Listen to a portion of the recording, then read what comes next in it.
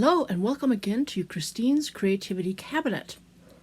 Well, this is a video in which I do a dupe that was suggested to me by one of my subscribers, and that subscriber is Tiffany Zero. I hope I'm saying that right, but she sent me a link to this particular item and asked me to duplicate it, and I felt like I wanted to do that.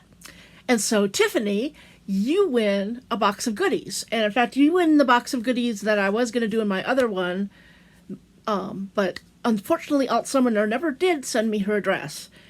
So this is going to be mostly Christmas stuff, but it'll contain a bunch of little goodies in there. And all you have to do is you need to email me, and my email address is in the description box below, and send me your mailing address, and I will get that off in the mail to you.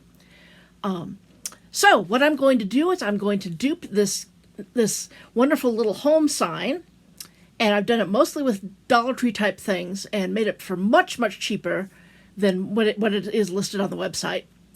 And so let's get going.